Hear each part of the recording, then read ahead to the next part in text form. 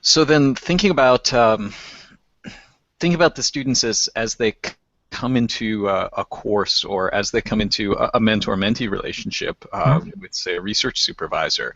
I also feel like again there's a lot of fear that students suffer in that situation. Fear that they're going to do poorly in the course, fear of a supervisor when they're Mhm. when they're in a mentor-mentee relationship.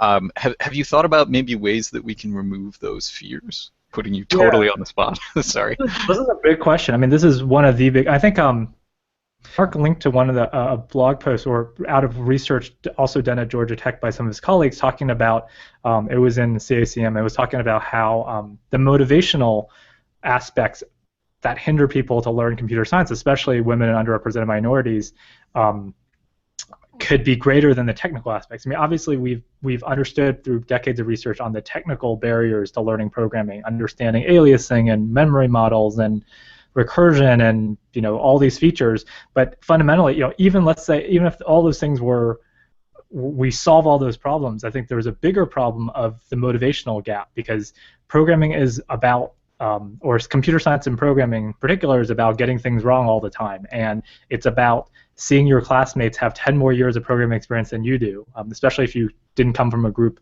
that traditionally had a lot of exposure. So those are really hard questions. And one way I've thought about that is that in my classes, I try to, as much as possible, to eliminate the need to have prior background. Of course, that's not always possible because you have prerequisites and such. But what are some? I think I had some notes about a blog post for this. So one particular point is what's a particular? Oh, one particular point is uh, maybe not to say, oh, this is like really hardcore stuff. Like, whoa, you got to be a real ninja to get this, because then if people don't get it, they think that they're not meant for this, and they get really discouraged, and they have this stereotype thread and such. So trying to be tone neutral is good. And also the other thing Mark mentioned in his post, in his interview, which I thought was great, was about how you don't want to get too opinionated about different technologies or different things. So I'll give you a very concrete example. So my web programming class, you can imagine there's 5 million ways to do everything, right?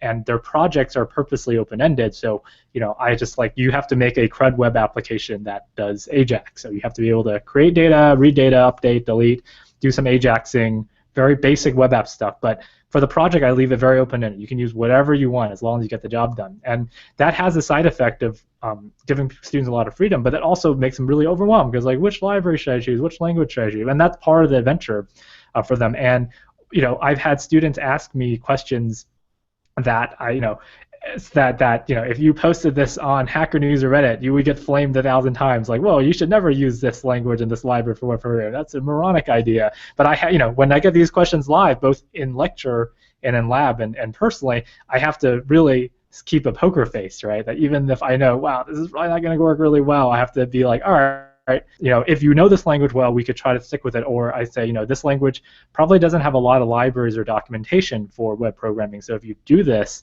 you might run a lot of hurdles. And other languages have a lot of good documentation about web programming, so you might have an easier time. So casting things more as neutral choices rather than oh my God, you shouldn't ever do that because it's terrible. Because then if that's the only language they know, then they feel kind of bad about it. So I think it's really hard. And CS is really hard. The sphere is really hard because this is a well-known thing to both of you and people in the audience, is that it's one of the things where students can have a very diverse amount of prior background.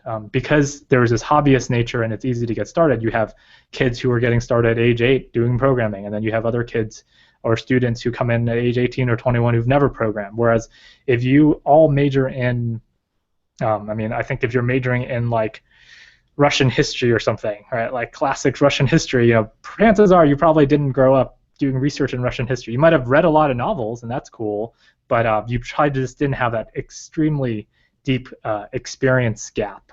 Whereas CS, you really do have that, and that's one of the big challenges in CS education, I think. And I don't claim to have any answers to that, but I do claim to know that this is a giant problem.